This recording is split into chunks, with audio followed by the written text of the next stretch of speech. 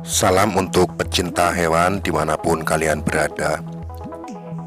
Jadi tupai itu banyak dijadikan sebagai hewan peliharaan, memang lantaran memiliki bentuk tubuh yang lucu dan juga menggemaskan. Di balik itu, cara merawat tupai itu sangat mudah, bahkan bagi seorang pemula sekalipun. Untuk pertama yaitu persiapkan kandang. Jadi kandang bagi tupai dewasa itu harus dibangun senyaman mungkin dengan ukuran yang luas dan desain yang layak supaya tupai tidak merasa stres. Pemilik dapat menambahkan sejumlah aksesoris layaknya ranting pohon atau mainan di dalam kandang. Sediakan pula tempat makan, minum, ataupun juga balok yang digunakan untuk tupai untuk bersantai dan beristirahat, serta alas tidur yang hangat. Mengingat tupai tidak terlalu menyukai tempat kotor, untuk pembersihan kandang bisa dilakukan setiap 1 ataupun sampai 2 hari sekali. Pastikan untuk menempatkan kandang di tempat yang sepi, yang tidak banyak dilalui manusia. Jauhkan juga kandang dari serangan hewan predator seperti halnya tikus, anjing, kucing, ular, dan lain sebagainya. Kedua yaitu masalah pakan. Jadi beberapa jenis makanan yang diklaim paling baik untuk menyokong kebutuhan nutrisi tupai yaitu meliputi pepaya, pisang, buah bir, jeruk. Bisa juga dikasih serangga-serangga kecil ya, seperti jangkrik dan juga ulat Hongkong. Sementara untuk minumannya sendiri, pemilik bisa memberikan air putih matang.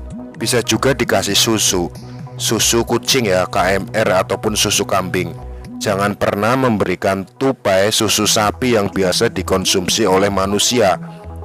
Justru tupai ini malah akan diare lantaran kandungan laktosa yang ada di dalamnya. Untuk ketiga yaitu sering memandikan tupai. Jadi prosedur memandikan tupai ini tidak bisa dilakukan sembarangan. Terlebih saat tupai ini masih berusaha untuk beradaptasi dengan lingkungan barunya. Sesaat sebelum memandikan tupai, coba amati apakah tupai itu sedang dalam kondisi murung atau tidak. Jika iya, sebaiknya tunda niat untuk memandikan tupai, atau dia malah akan berontak nantinya. Namun bila tidak, silahkan basahi bulu tupai itu menggunakan air biasa hingga ke seluruh permukaannya itu basah. Kemudian teteskan sedikit sampo bayi dan usap hingga menimbulkan busa. Bilas menggunakan air bersih secara perlahan sampai seluruh busa dan kotorannya itu runtuh.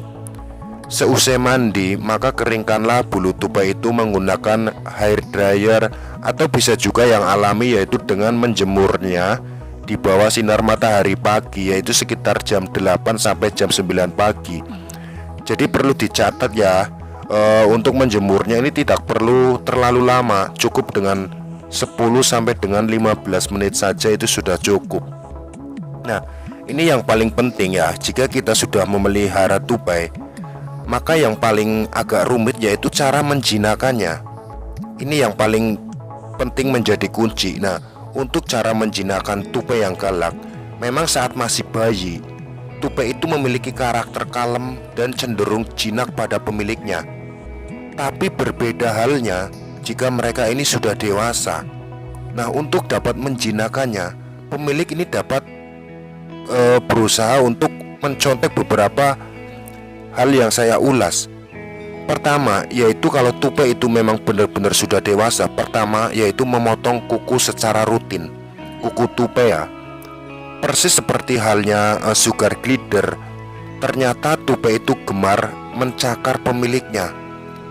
Jadi tupai ini ketika dipegang ini suka sekali mencakar pemiliknya. Nah, karena itu guna meminimalisir potensi timbulnya luka cakar di kulit saat proses penjinakan berlangsung, sebaiknya kuku tupai itu dipangkas terlebih dahulu supaya lebih mudah.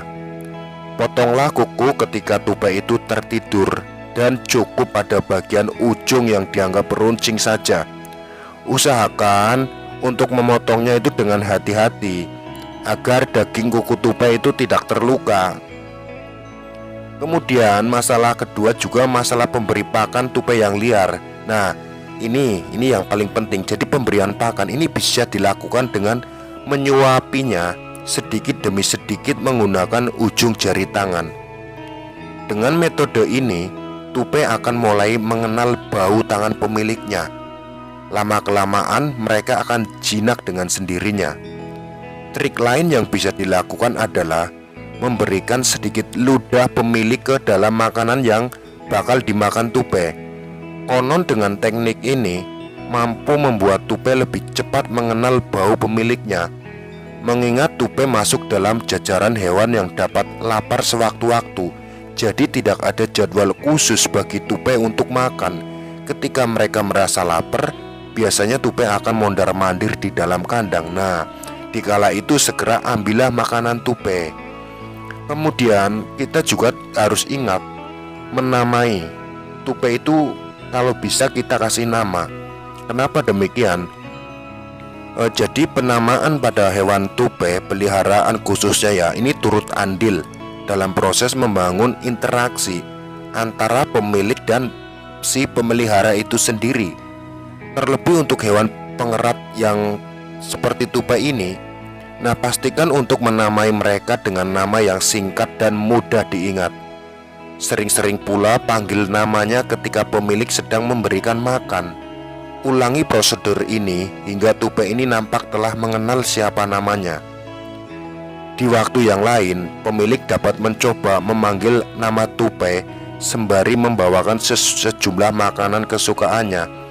Nah, ketika mereka tampak seperti ingin keluar dari kandang, segera lepaskan tupai dari sangkarnya.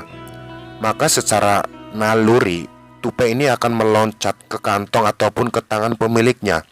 Nah, ketika hal tersebut terjadi, maka pemilik bisa langsung memberikan hadiah kepada mereka berupa makanan yang tadi kita bawa.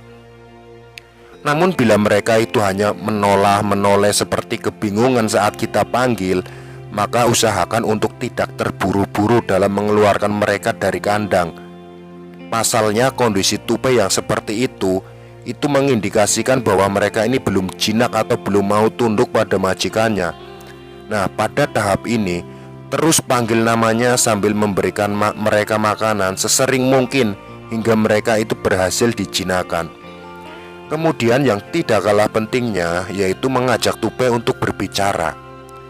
Jadi sebenarnya tupai itu merupakan hewan pengerat yang cukup pintar. Jadi jika pemilik ini menghendaki mereka untuk cepat jinak dan juga menurut, maka sering-seringlah mengajak tupai ini mengobrol. Dengan metode ini, tupai lama-kelamaan ini akan hafal suara majikannya, sehingga ketika nanti namanya dipanggil, tupai akan lebih cepat tanggap dalam memberikannya respon. Kemudian juga yang menjadi kunci yaitu kita harus sering memegangi tupai milik kita. Kenapa tupai harus sering kita pegang? Nah, jadi setelah selesai menghabiskan makanannya, biasanya si tupai ini akan merasa ngantuk. Nah, saat hal tersebut terjadi, maka pegang dan elus-elus bulu tupai itu pelan-pelan dan tempatkan mereka di telapak tangan dengan posisi senyaman mungkin. Seiring dengan berjalannya waktu, tupai ini akan tertidur di telapak tangan kita. Nah, dengan begini tupai ini akan lebih cepat mengenal bau tangan dari majikannya. Kemudian juga kita ini harus sering mengajak tupai bermain. Jadi tupai ini cenderung senang melompat dan juga terbang terjun ke sana kemari. Karena kebiasaannya ini, sebaiknya kita sebagai pemilik ini harus rutin mengeluarkan tupai dari kandang setiap beberapa jam sekali untuk kemudian membawanya ke ruangan lain yang cukup tertutup supaya tupai ini tetap bisa beraktivitas dengan bebas, nyaman dan juga aman. Biarkan mereka ini meloncat dari satu titik ke titik yang lain sambil dipanggil namanya, kita ajak ngobrol, bahkan kita ajak tertawa bersama.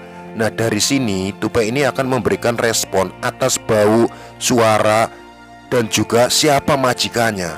Nah, itulah serangkaian cara memelihara tupai mulai dari bayi sampai dewasa yang kita lakukan. Bahkan jika tupai itu berhasil kita kembang biakan menjadi banyak, tupai itu bisa menjadikan ladang bisnis untuk kita jual kepada komunitas pecinta tupai. Di Indonesia sendiri ya, di Indonesia itu komunitas pecinta tupai itu sangat banyak. Apalagi dengan tupai-tupai yang bisa dikatakan yang agak jarang, itu harganya jauh lebih mahal. Nah, maka dari itu semoga tips ini bermanfaat buat kalian semua.